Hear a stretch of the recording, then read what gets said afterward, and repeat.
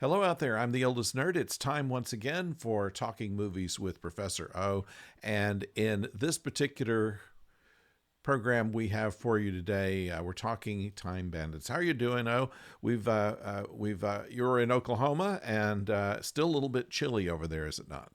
It is still a little bit chilly. It's nice. Feels like it's late February, but it feels like mid-March weather. But I will take it. It is. Oh, it's wonderful up here. Good. Lots of trees and foothills. You can't beat it. We're starting to warm up a little bit, just a little bit. We hit like 60 degrees this morning, where that was the high just a couple of days ago. So we're getting back used to changing weather around here. Oh, that's Anyway, good weather. That is Time good weather Bandit. down there. It really is. It really is. That's one of the reasons a lot of people live down here, where we don't worry about too much winter. Anyway, we're talking about Time Bandits, and this is a film that is a group of people who were given jobs in fixing creation. Uh, have decided, instead of fixing it, that they would use some of the flaws in it in order to get rich. And on the way, happen to associate with an 11-year-old boy who travels with them. And so the entire film is basically history from the point of view of an 11-year-old. And they go through various times in history. Terry Gilliam calls this the Imagination Trilogy. This would be in that Imagination Trilogy. It goes with this film, Time Bandits, Right? Brazil, and the third one is Baron Manchus. Yeah, the Adventures of Baron Munchausen. and Exactly. and they're very different from each other, but stylistically they're very similar. And so Right. this is a very stylistic film, and it's entertaining. It has its funny parts in it, and it does have Michael Palin and John Cleese in it, but Right. it is not really a Python picture. And if you went in hoping for a Python picture, that's not what you were going to get. yeah, Uh, and it probably took some hits because of that originally. I think it was well received when it came out, but to me, like so many of the films we reviewed, it just ages even better. it It really gets better does. with It age. really does. It actually did pretty good box office. I was checking that. I always check that out just to see how it did. It's now we have to always take into account that the way they released films in those days. This was 1981. Uh, don't go nationwide all at once. This was, I think, an Abco Embassy film, and that was a minor studio. Anyway, Right. they made the film for $5 million. Opening weekend, U.S. and Canada was 6,500,000, and total gross was 42,368,000. It was very profitable.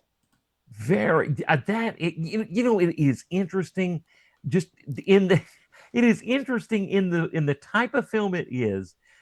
It's fantastic that it was profitable, but there's a part of me goes that looks at it in a such it's so different and unique and strange. There's a part of me, I'm just delighted that many people caught on to it and the buzz continued with it, because it's I'm sure they wanted it to be a family film, a film that kids could enjoy, but it is not a gentle family film. It's humorous, but there's a lot of bad things happen.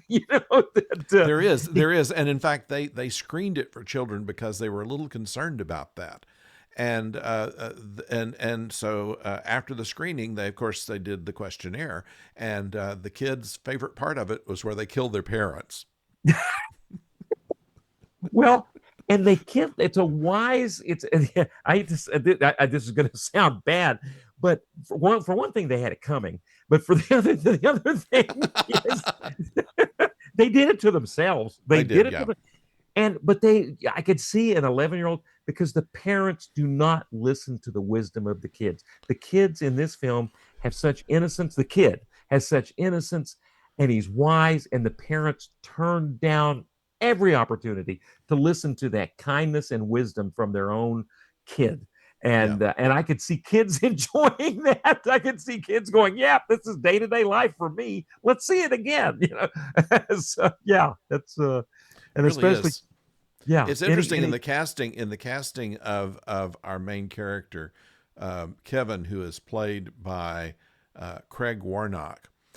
He ah was not even auditioning for the film. His brother was, and when his brother auditioned, they noticed Craig over in the corner, and they said, he looks more real than anybody else that we've had because he's kind of quiet. He's reading a book or something, and had the right look for what they were going for, and that's how he got cast in this film, and he works very well in kind of an underplayed part.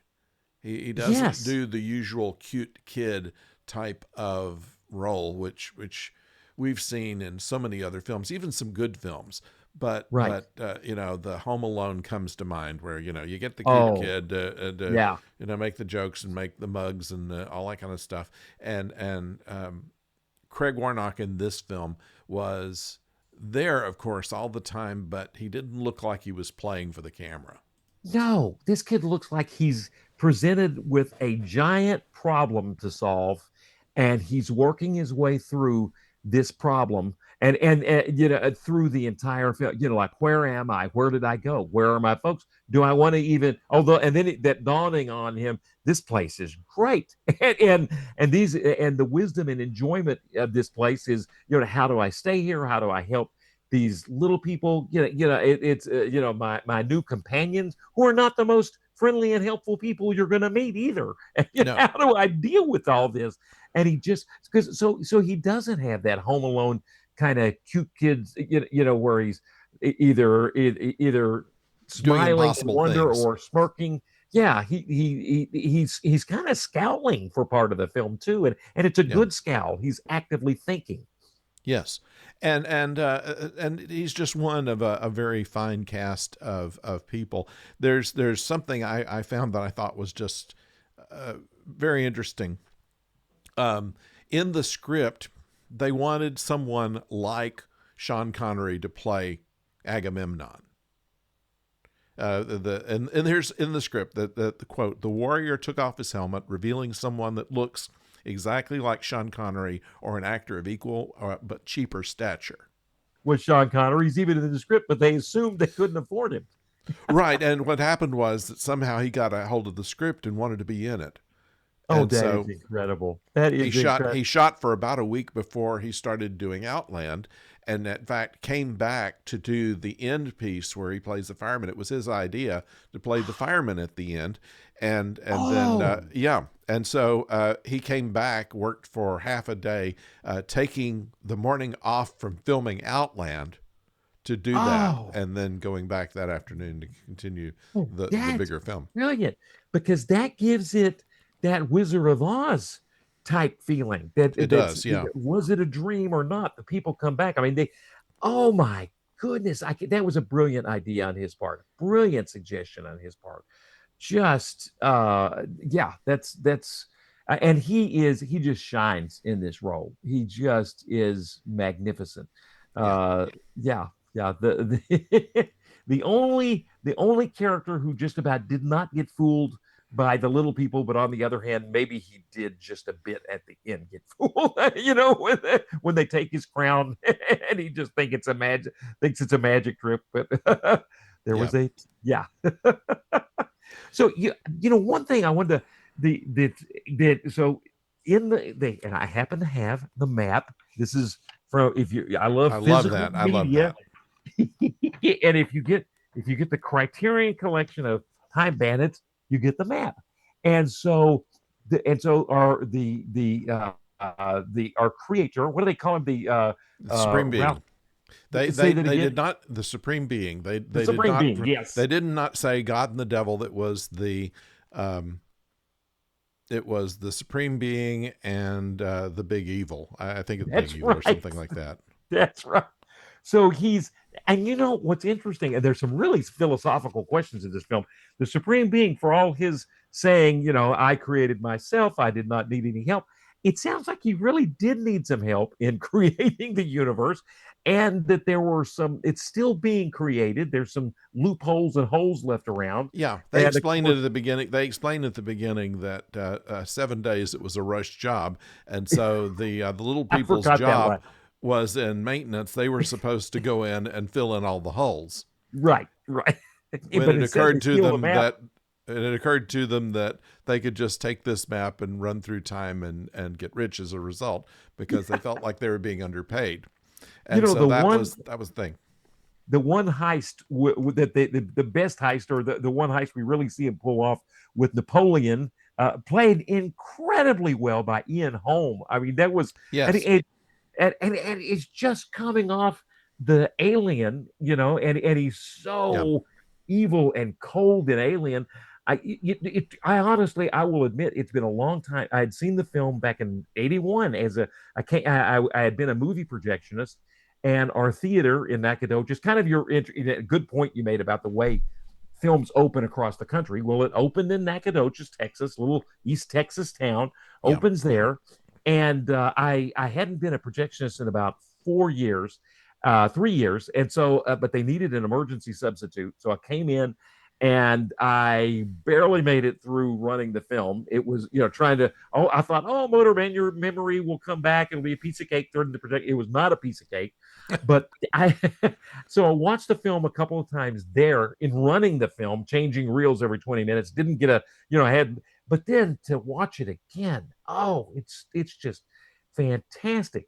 And I, one thing I did remember is the music. I always thought that I thought George Harrison did more songs than just in throughout the film than just the one song, but the one song's fantastic It for is, the and that was closing that was credit. a fight between him and Terry Gilliam. Terry Gilliam didn't want to use any of his songs; he just wanted to use incidental music.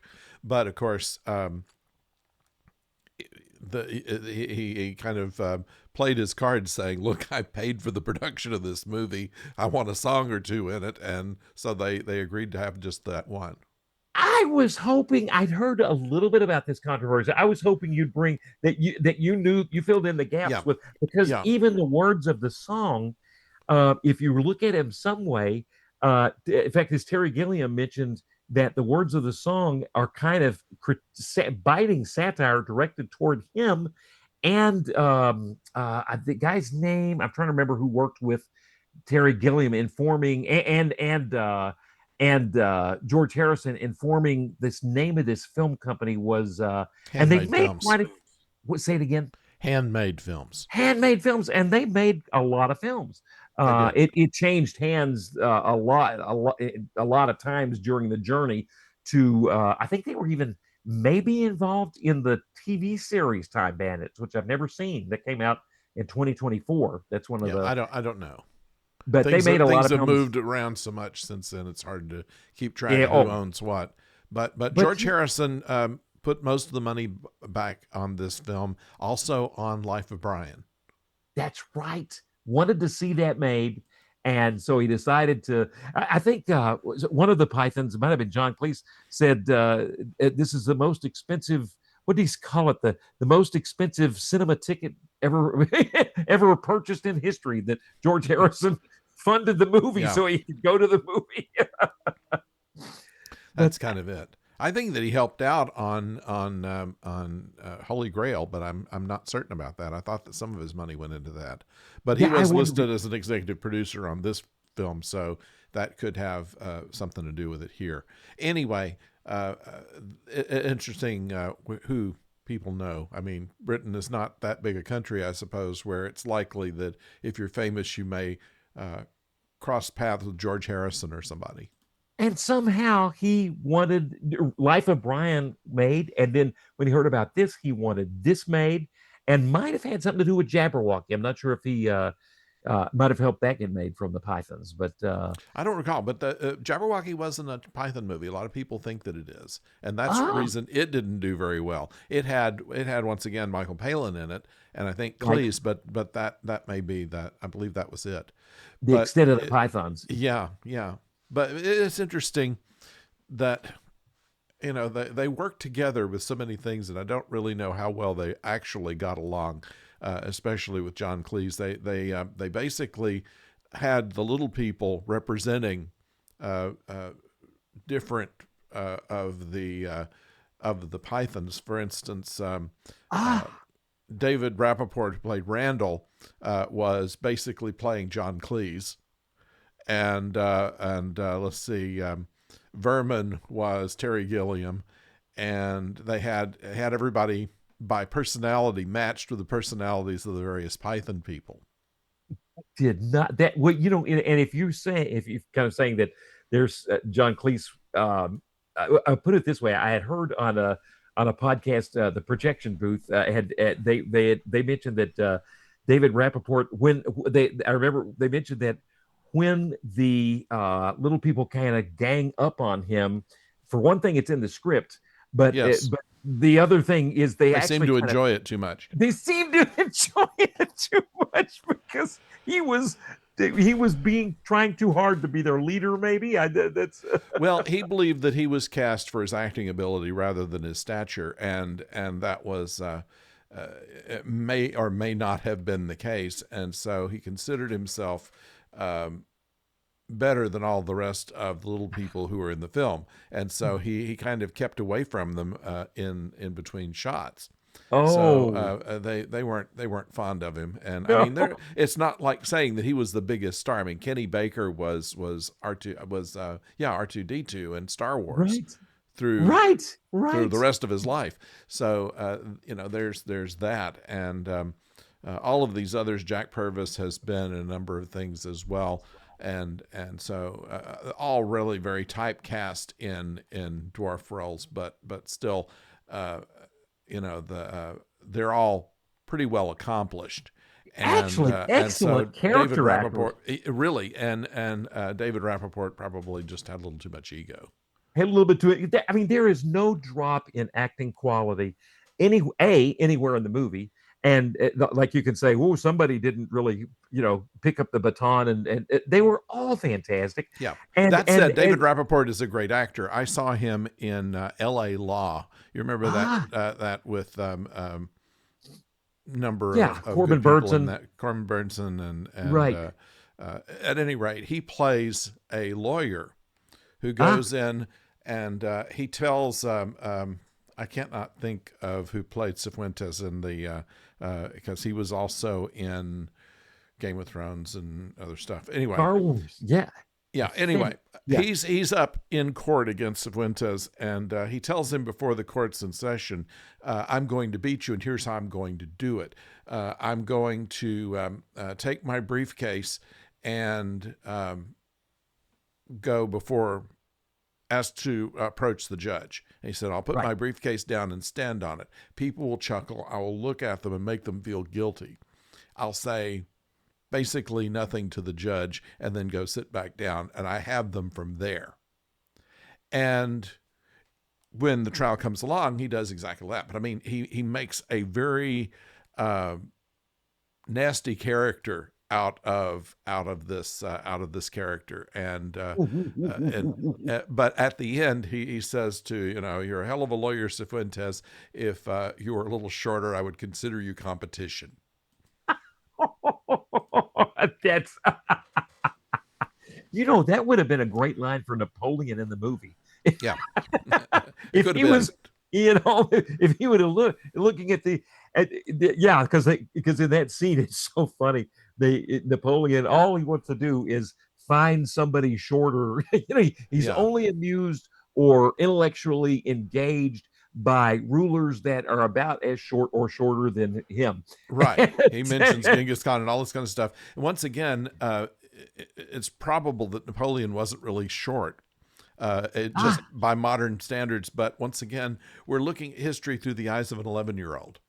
right, And right. so the inconsistencies and the problems with the characterization of some of the historical figures are based on what Kevin knows.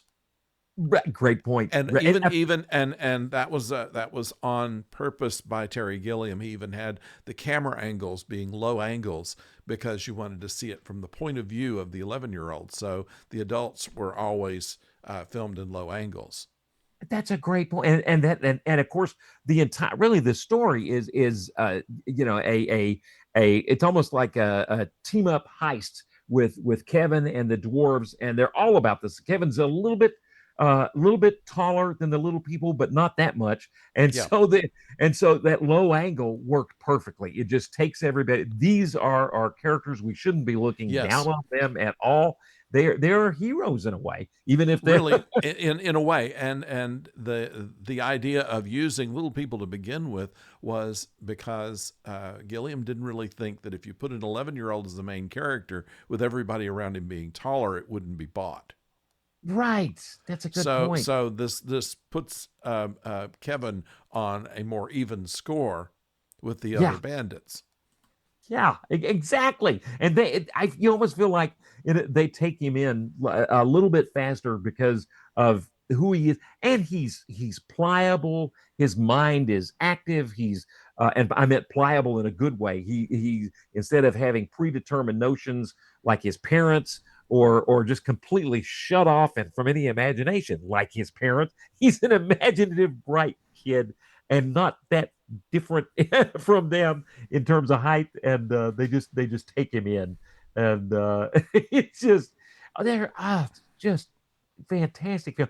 There's some moments of real the film so different. It definitely built on one of those films that's built on uh escapades, and they go Yes. one after another. Here's this adventure, this adventure. First off, he's in his bedroom. His parents send him to bed. They just want him out of their lives.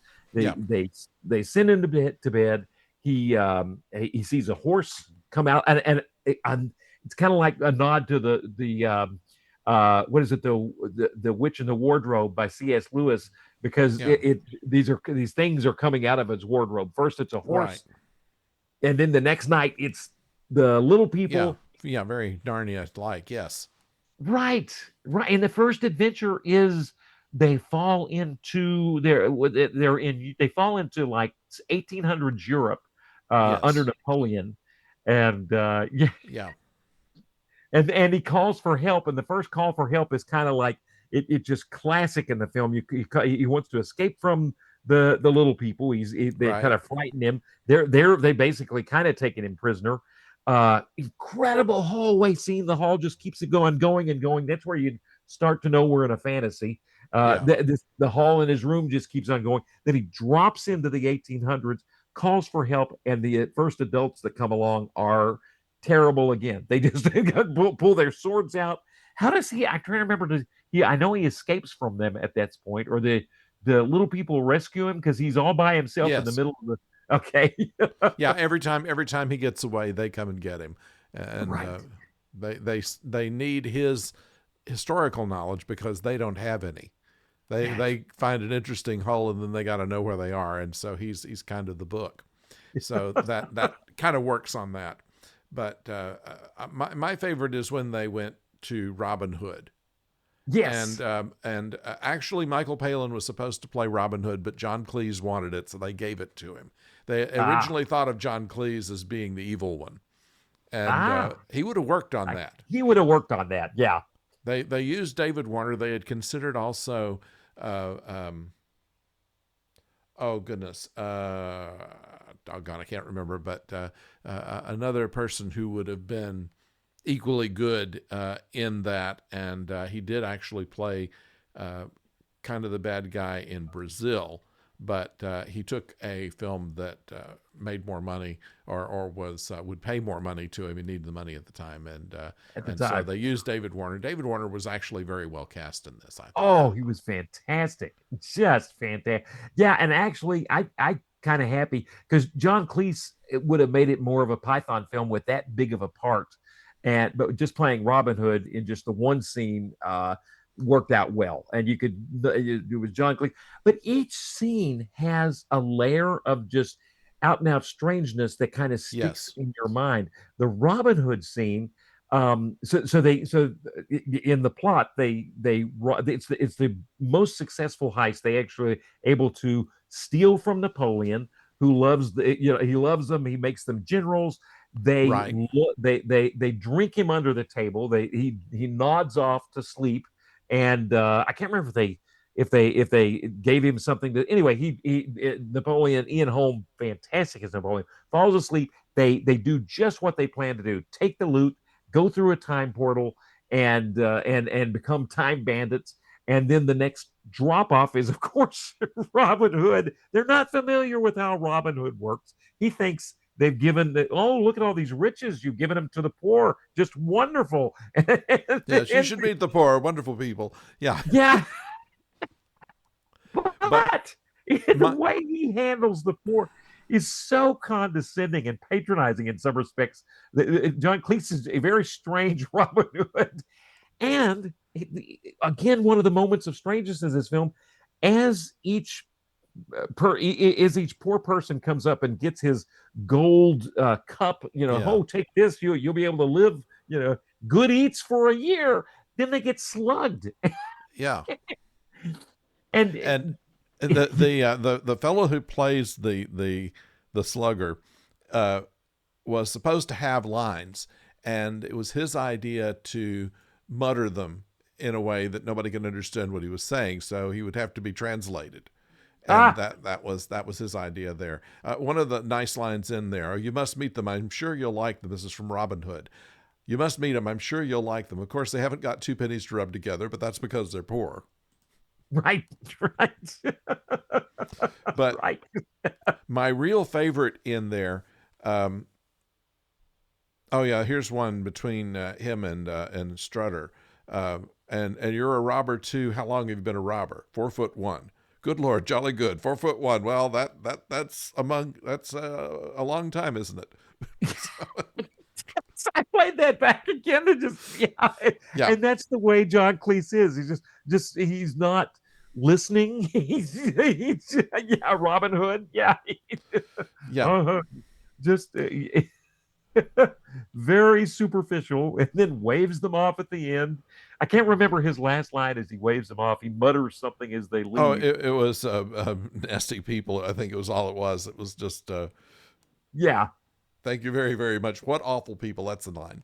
yeah, yeah. He stole what they had stolen basically, and then and I love the Mona Lisa is in that little group. is a, is in there. The Mona Lisa is part of their stealings of their part of the robbery. But then then they go. Let's see. Well, It before we must. get out of that, there's Yeah. another little thing where they when they fall in to Robin Hood's time, uh, they are they fall into a coach that's carrying Michael Palin and Shelley Duvall, Right. and they make some reference to a problem, a personal problem, and it gets stopped every time they try to describe it, and finally they're tied to a tree, and Palin says, "The problem is coming back. I need fruit." Yeah. Yeah. to this Yeah. to this to this day, I have a tendency to throw that toward Christine. I need fruit. And he goes, Hansy and Vincent. Yeah, that's it. And then we meet them again on the Titanic, and Yes. and we realize that we learn more about Michael Palin, that he's kind of misrepresenting himself, and Pansy runs off with uh, that. Yeah, that Pansy, is I a can explain. It's only the thing on my nose and the hairpiece. Everything else is fine. yeah. Every yeah, there yeah, little bits of strangeness, and I would file that in with getting slugged as you here it is, you're poor, then you get it's just little bits of strangeness. Um, one that, but the one it is it when they go into separate. At one point, it's like they separate and they go. Kevin and the little people run into different squares in time bandit squares. They're going to go into, and In that's time when holes, yeah. yeah, time holes, and that's when Kevin goes into and meets Agamemnon, goes back to ancient I want to say Greece, but it's more, oh God, it might have been almost like Crete in a sense. Yeah. And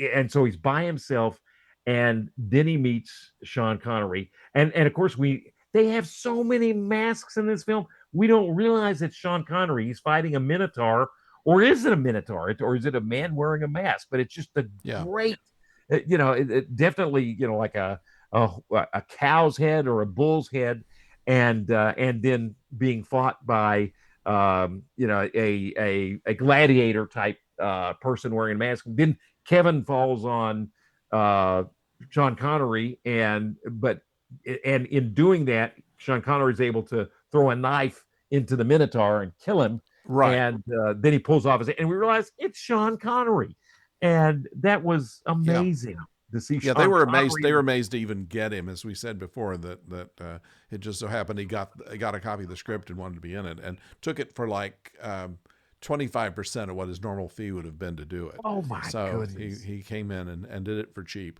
and Yeah, only worked about a week, I think, on the film all in all. But there are a couple of things that he did that helped the film out considerably. One, of course, is that when the actor that played Kevin was so taken with him that they couldn't seem to get their scenes done together. So he suggested what they do is they film all their close-ups by themselves. That way, he can concentrate on what he's doing, which was a good right. idea.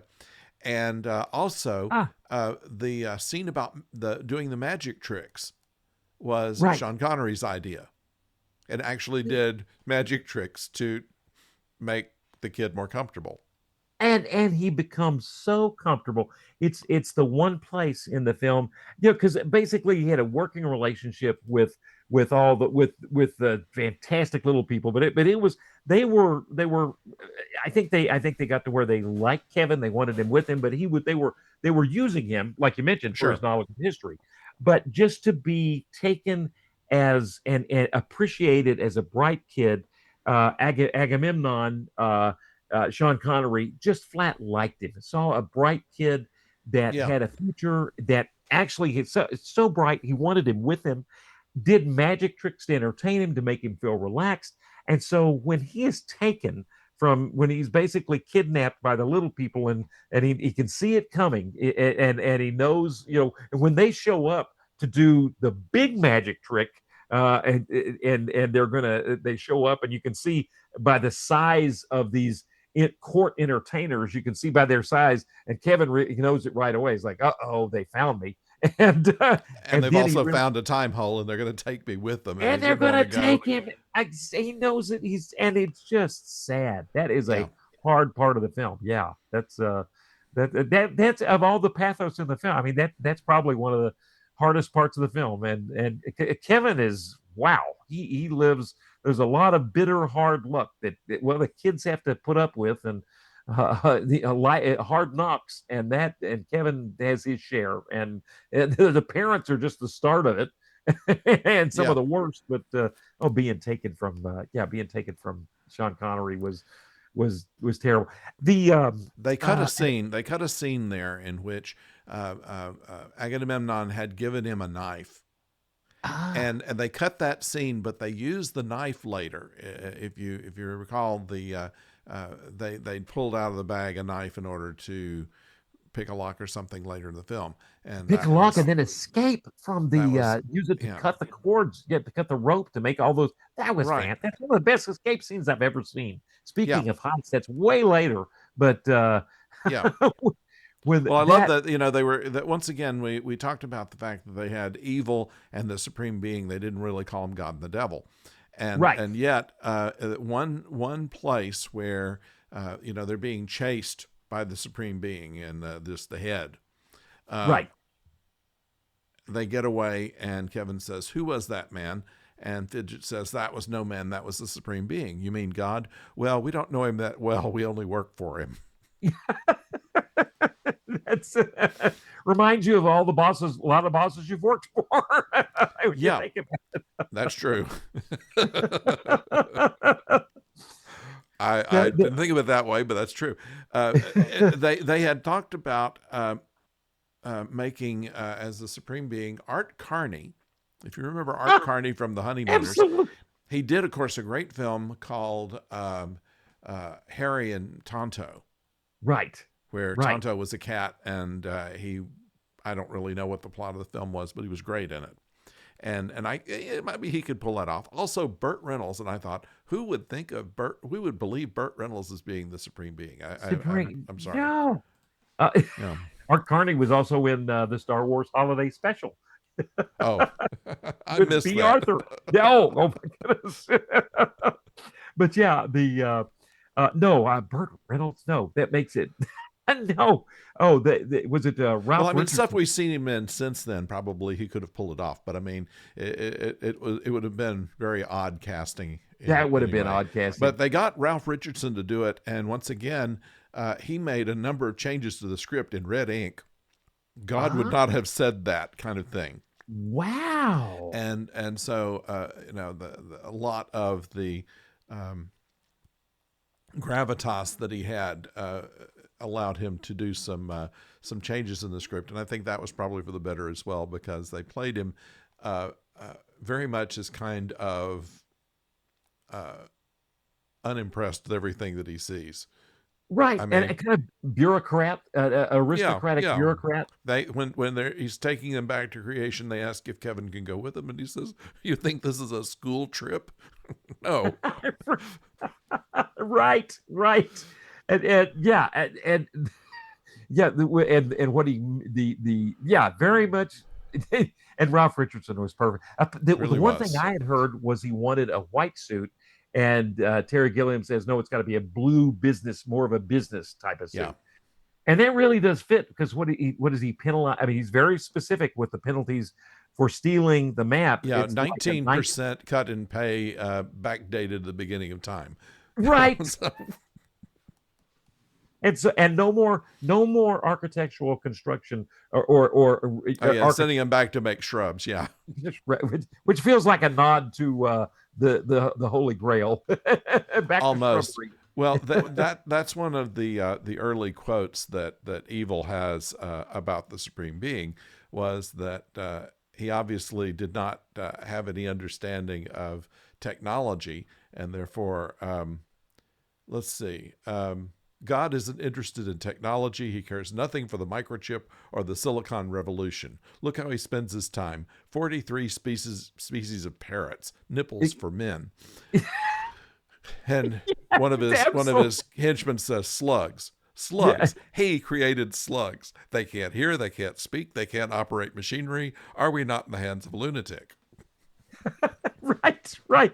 And yet exactly right. And the funny thing is, If I in were creating the as world, I wouldn't mess around with butterflies and daffodils. I would have started with lasers, 8 o'clock, at 8 o'clock on the first day, day day one. one. Yeah, that's the yeah. The fascinating thing is, it's 19. There they are making this film in 1980. You can barely. I really. If you got a PC in 1980, it would have been almost like a home kit from Radio Shack. Yeah, Because by 84 we started to get those early Apples and Radio Shack with their Tandy 1000. But this is before that, and to me, the questions when the evil asks, well, just what is a computer exactly? Then the answer he gets, well, it's a very complicated device to make calculations. It's the answers he gets to me are because if you ask me what is a computer, the answer in this movie from 1980 is one of the most succinct. When evil's asking what is all this stuff, it's they're succinct and they're accurate. They talk about a computer, they talk about lasers, they talk about digital technology, the yeah. silicon chip. And it amazes me But they that also mentioned digital watches, that's which right. which was a big thing during that time. You could have that's the very first that, and maybe that little football game you could play was Yeah, going hold it in your hands, and the Atari. But even 1980, we're talking Pong more than the first tabletop Atari. I mean, they did a great job with capturing the edge of digital And you're right, evil is just infatuated with. He thinks that's the solution for everything. Yes. If you made it now, evil would be you'd get a good definition of AI out of evil because evil would be absorbed with AI, and it would be evil who should be absorbed with AI if you made this film Yes. now. Oh well. Oh, that is, yeah. That point of view of evil. You know, another strange thing that happened. I got to admit, this was, if you kind of look at it and you see the strangeness of it, but the kind of like the poor being punched. When this is later in the film, when they're on the ship, they go to the land of legends. It's after the Titanic, and you think, and the David Rappaport, and I'm looking up his character's name, Randall, of course. That David Rappaport thinks that he thinks he knows. He almost doesn't need the map at this point. He somehow thinks he knows where they're going to go next, and it's just sheer luck that well, it's evil making this happen that they go to the land of legends. And after the Titanic, the water goes in a vortex, and they end up in a legend kind of inspired ocean with a giant ogre on the ship with another terrific actor in this film. And and when I'm that's Catherine Hellman as Yes. Mrs. Ogre. It was supposed to be. It was supposed to be. Oh shoot. Um, they had a bigger actor in place, and the studio almost vetoed Catherine Hellman because she wasn't a big enough name. They wanted Ruth Gordon for Of that course. part, but she got sick and wasn't Why does able that to not? make it. That makes a lot of sense. And Ruth Gordon's fantastic. But the funny thing is about this film aging well is Catherine Hellman really, it's interesting. After this film, she goes on Who's the Boss, Yeah. which ran for 8 years, big TV series with Tony, I can't remember his last name. Oh, She played yeah. I know what you're talking about. Tony. Yeah. Danzio or Dan. Yeah. Yeah. Tony Danza. Dan, Yeah, yeah. Danza. And but where I remember about the time that this came out, I had been watching Soap, which was such a funny It really TV. was. Oh, it almost felt like you were watching, kind of a subversive show. You're watching Monty Python when you're watching Soap because it felt like nobody watched Soap, but Soap had Billy Crystal and some Billy actors Crystal that before anybody knew who he was, totally. and yeah, and who was it that played Bert? He was in a number of things afterwards Bert too. was Yeah, fantastic. yeah. We gotta. I'm gonna. We'll find that out because it's funny We have when you look at computers here. yeah, Catherine Hellman. And so I'm gonna click on Soap here because we got to get Bert. It was so good. Good grief, doesn't have their. That's funny. It doesn't have their doesn't mention him. Robert Guillaume was in Oh yeah, Soap. Robert Guillaume, who was later. Yeah, Guillaume was in Soap. He had Uh, a spinoff called Benson, and he was in something else as well that was received well. oh yeah, Bert really. It's funny that I forgot how many. What a huge cast Yeah, Soap had, but it's funny, and it's funny. Catherine Hellman. The minute I saw her, I thought, oh, I know who this is, and then checked it out later, and yeah, it was yeah. But Bert is so good. The character just such a. But what a neat little show. The funny thing is, the funny thing is, it fits in with. There was a really good article on the subversiveness of Terry Gilliam's directing, and specifically the subversiveness. Everything he does is kind of subversive when you think yeah. about it, and all the way. A magazine I know you loved and got in trouble for reading back when you were 11 was Mad Magazine, Yes. and and Terry that was Terry Gilliam's favorite magazine to read Yeah. back when he was 11 in the actual, in the 50s, early on when it was when Mad Magazine was running. Yeah. But then he goes to England, and we were talking about this before the show.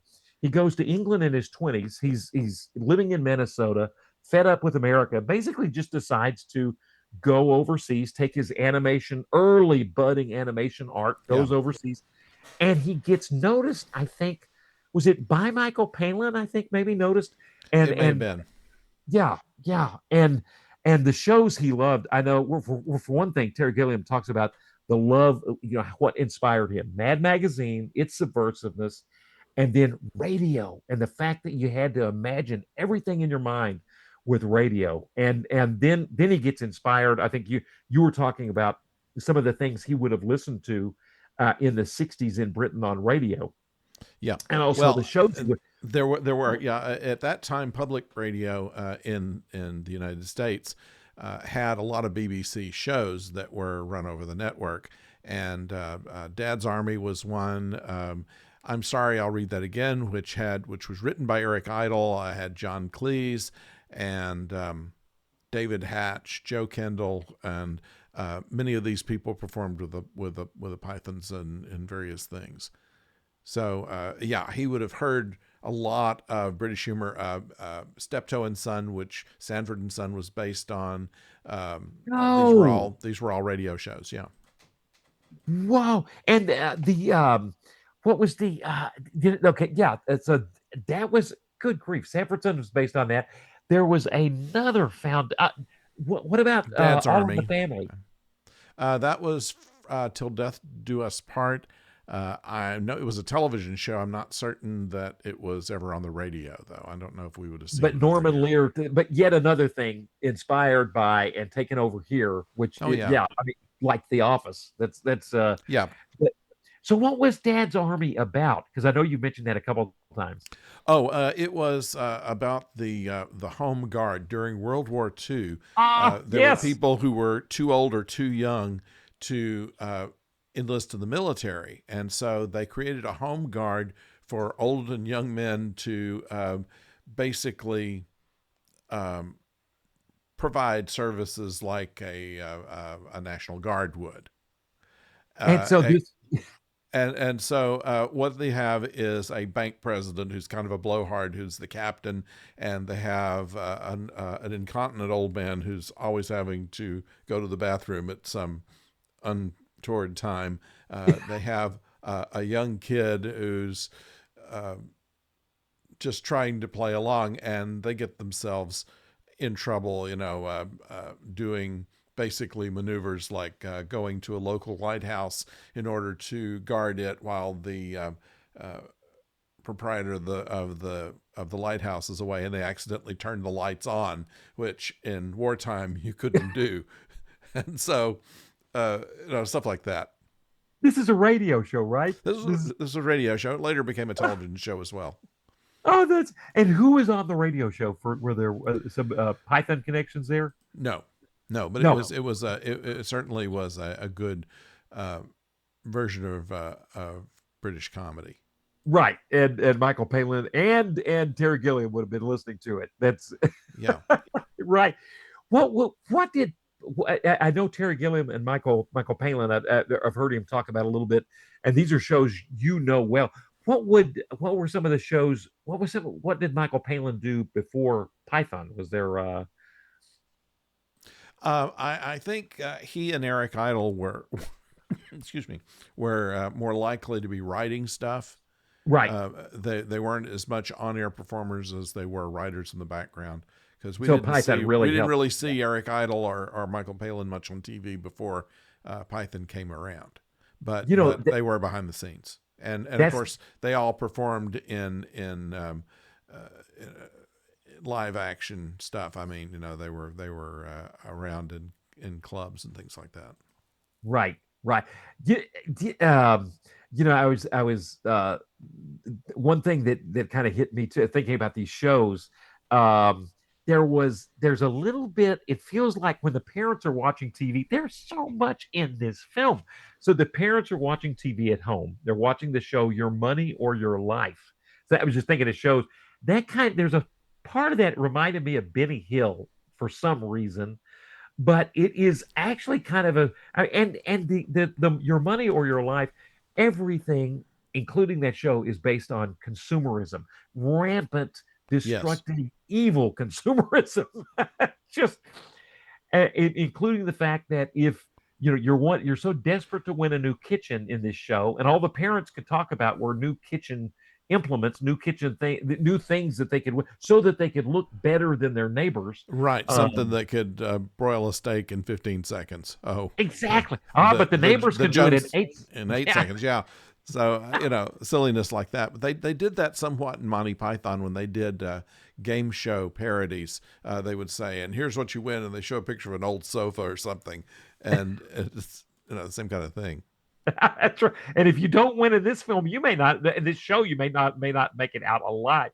Oh, and they're sitting in, I've seen people like this. This was more in the 60s and 70s, but where they really would leave the plastic on their furniture. And they are Yeah. so they worship their house and their furniture. And We have some relatives that used to do that. They put plastic on the furniture. They put plastic runners over the carpet. I, I didn't catch this until I saw some commentary. The same thing where evil lives, all the people are covered in plastic. All his minions Yeah. are all covered in plastic, and they did that to kind of make that connection between the parents and their evil to the evil guy. Yeah. And they never even mentioned that, but there they are covered. The Yeah. minions are covered, including apparently a seventh dwarf. Um, Yeah. And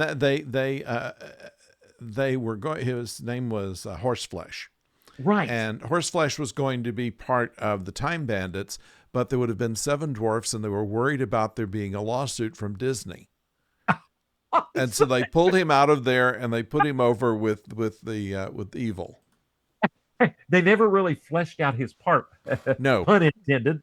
yeah, But still, they mention him at least twice, and yeah, right, and I wish they'd have given him just a little bit more to do.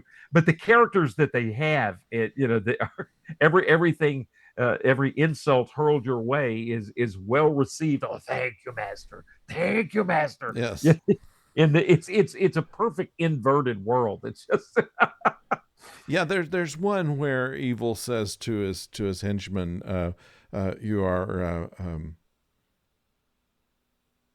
amazing in how stupid you are," something of that sort, and he and the henchman says that was a nice thing to say, and he says, "Yeah, sorry." yeah, exactly. Yeah, sorry. Yeah. The yeah, so you got subversion. It's a really good article. It talks about the subversion of culture and historical events, make subversion of Napoleon, subversion, kind of even Agamemnon. He's the most well received, but still kind of a Yeah, subversion there. Subversion, and then another category, subversion of identity. They mentioned that Agamemnon, then he reappears as a fireman. Michael Palin and Shelley Duvall appear. They're in a medieval scene, and then they reappear on the Titanic. So kind of a subversion of identity. And then one of the most interesting thing is the subversion of Robin Hood and the Supreme Being, the subversion of who we imagine usually as Robin Hood being. And in this case, it's a definite subversion there. He still steals from the poor, but he's a very strange, subverted Robin Hood. And then, really, it mentions the greatest element of subversion in the film relates to the Supreme Being. The Supreme Being is presented in a dark suit. We talked about that. which actually Um, Ralph Richardson wore his own suit. oh, that's fascinating. Yeah, That is fascinating. He's instead of being divine, he's being subverted as a bureaucrat.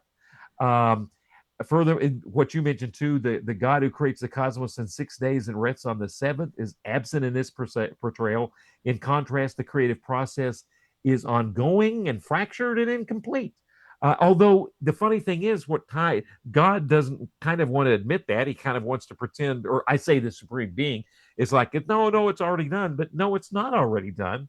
And evil similarly wants to imagine I created myself, but no, he's easily defeated. He did not create himself. Um, it just just a really subversion of what we imagine the supreme being, including those ideas at the end where they're talking about the kind of almost like a throwaway line.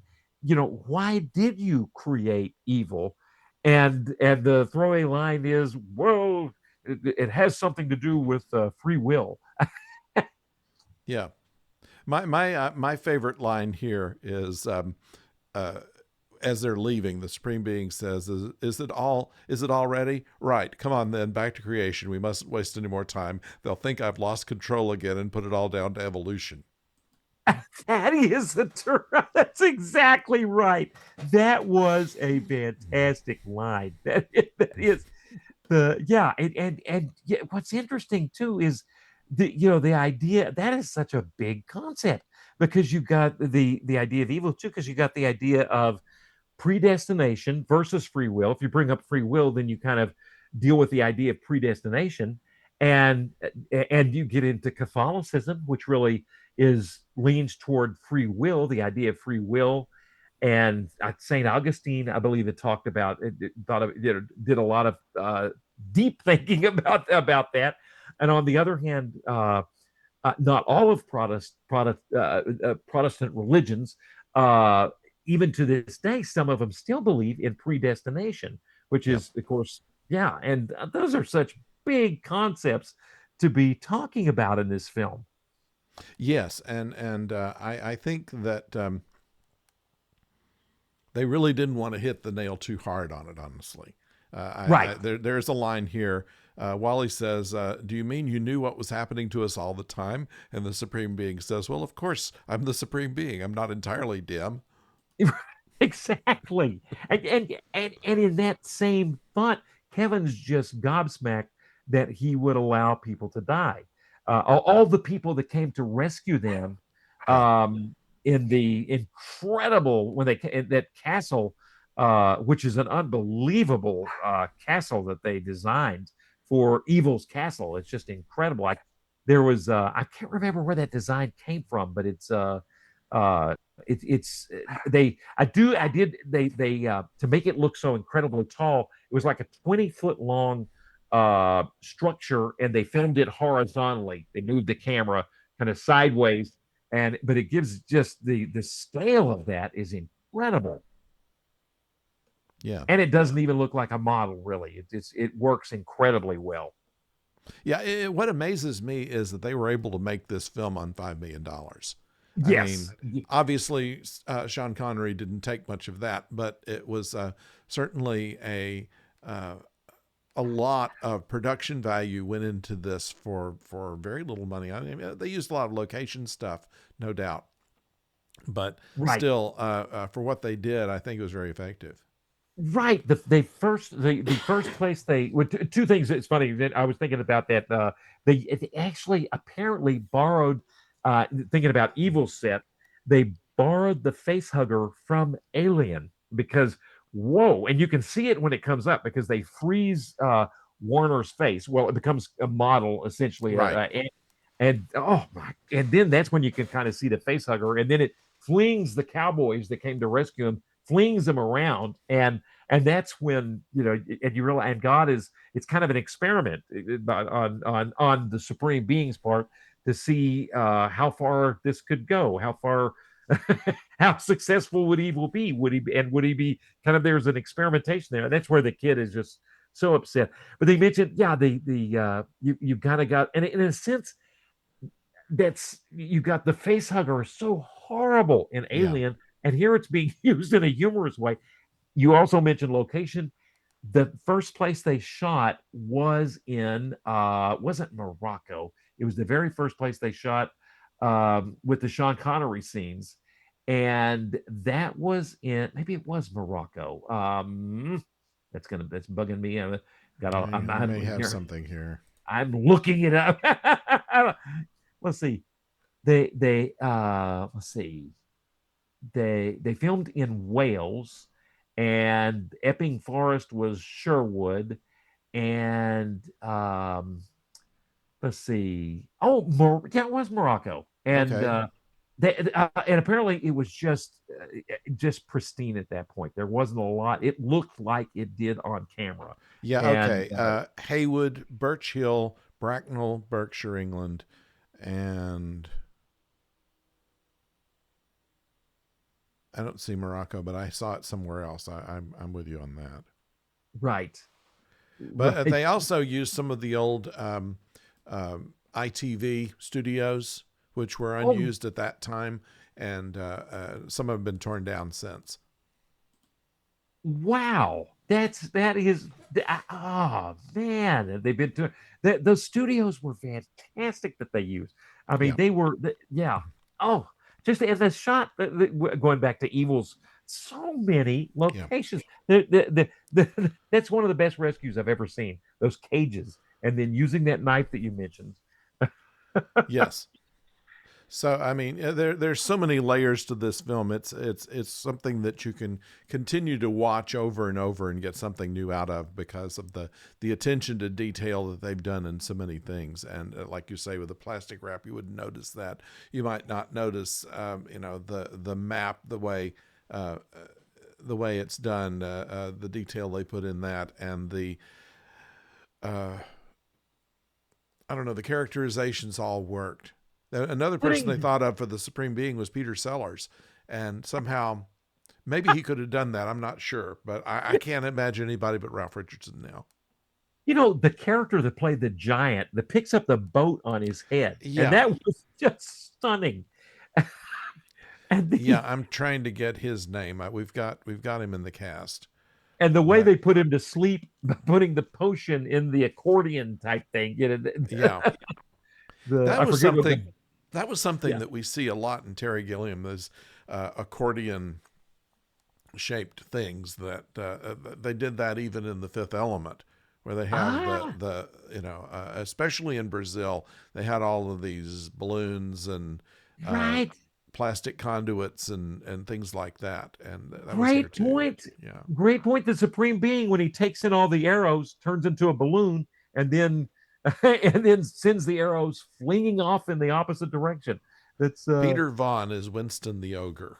Peter Bond is the ogre. He was just oh, and yeah, Let's see filmed what else he was looking in. up, a Now little bit they of slow it's motion, yeah, and and that's and then he's walking along, and we come across this house and the house is filled with not an ogre, but it felt like it wasn't hobbits or anything in the house, but they felt like goblins or something. They weren't just regular forest people that were in their little house.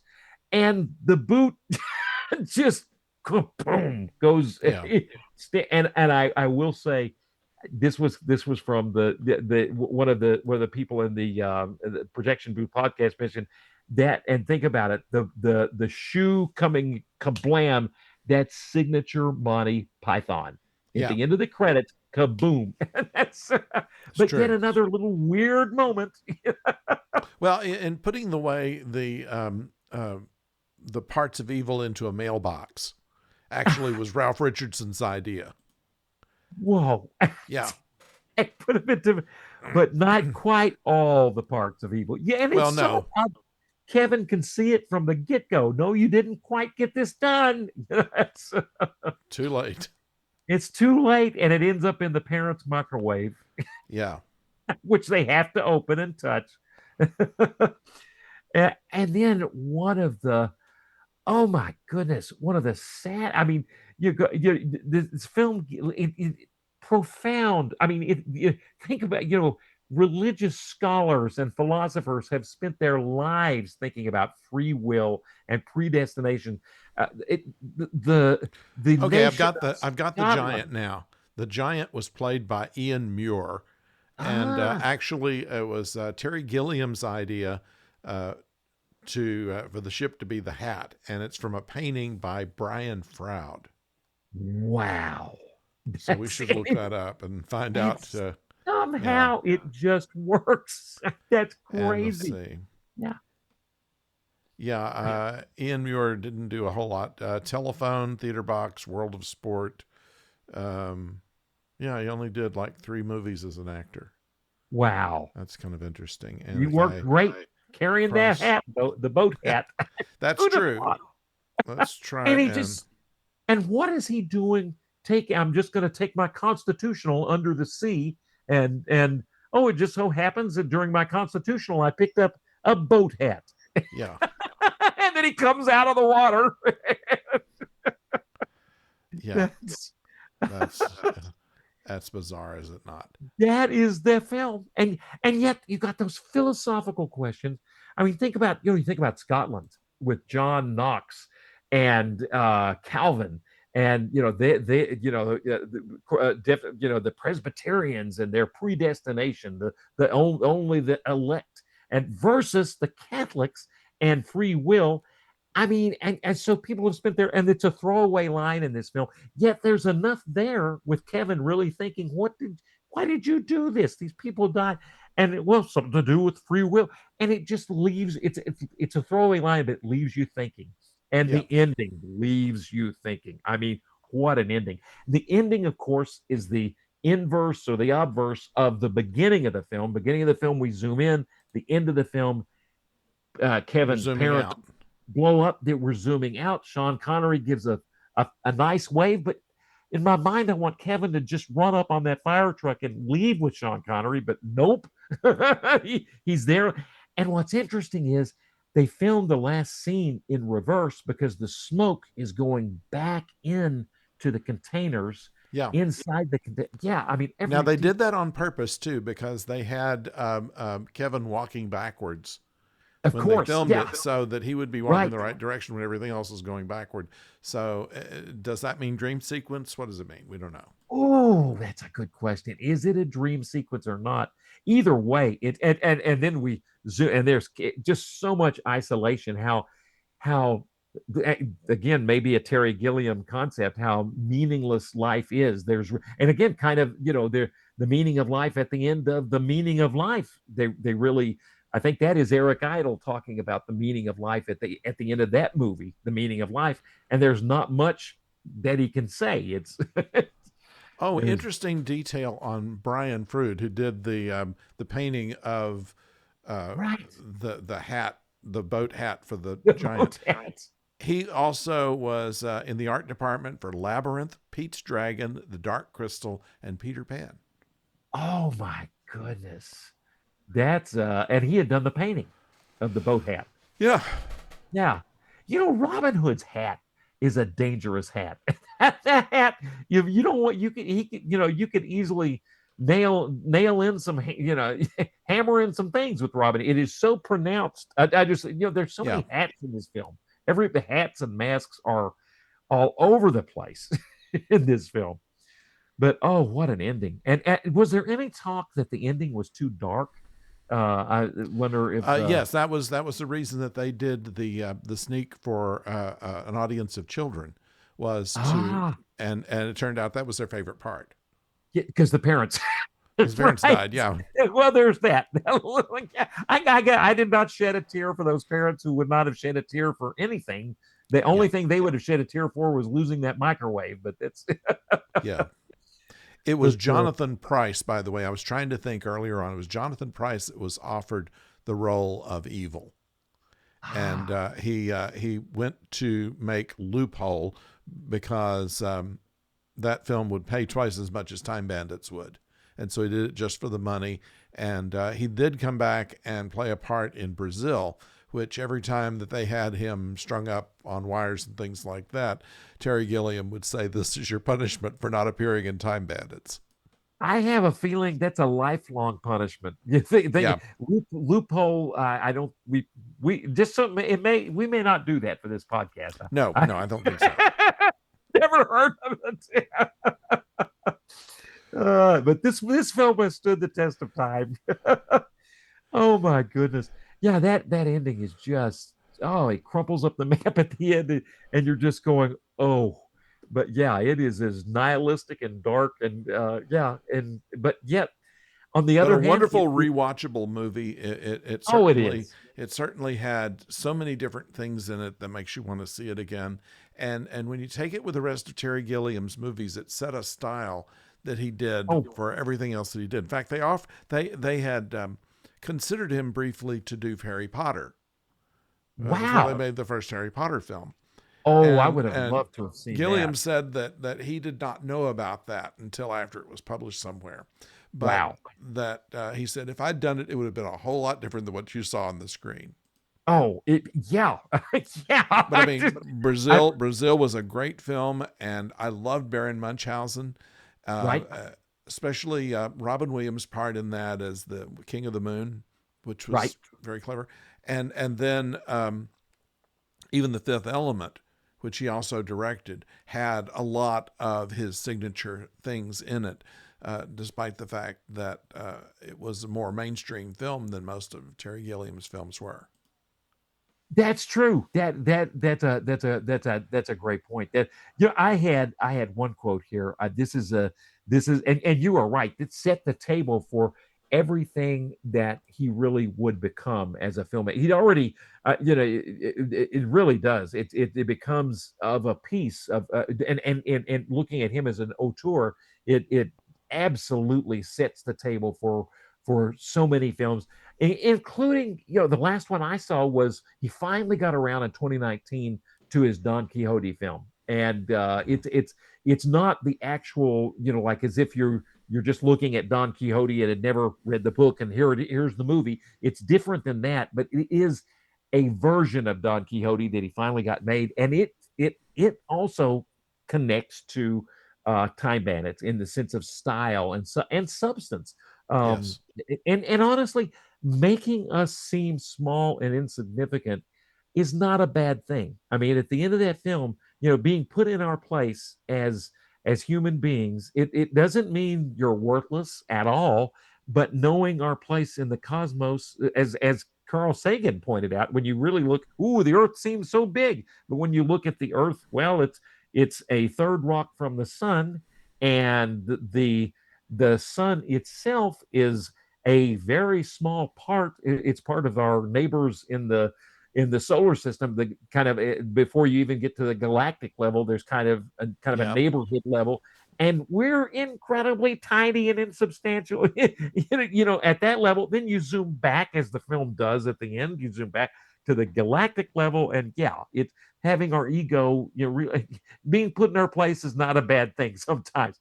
Here's one thing Yeah, I don't Gilliam have a, I says. don't have a, I don't have a close proximity to my Douglas Adams books, but the beginning of this Hitchhiker's Guide to the Galaxy talks about a insignificant planet along a minor star in a fairly disused arm of the galaxy to describe Earth. And then you think about the time that we're going to be, in terms of galactic time, we're going to be here for such a short time. A part of it is just do enjoy the ride. Yeah, And be kind and enjoy the ride. At least, yeah, that's and so we watch movies. exactly. I'm in. Why don't Here's we call it? one. Why don't we call it right there? And Yeah, that's a great point. yeah, That is, and so we watch movies. That's well put. You can't get better than that. thank you, Professor O. We will be back next week with. What are we going to talk about next week? We planned we, something next week, or we we had talked about Winter Kills. If we want to venture into, it'll keep up with right? You Strange. had you had you had two. There was Winter Kills, and there was another one I that can't. you had said that might be a little better or We'll. more Oh shoot. relatable. We'll figure it out. I Yeah, can't yeah, remember. Yeah. yes. Well, something that affects us both, some to a greater degree, but Yes. anyway. So, thank you, and thank you for joining us this time. We'll be back next week for whatever, if we could remember, we're going to present. So, Best of luck. yeah, I'll be back on Saturday with a review of the latest Starfleet Academy, and Ooh. until then, don't go far.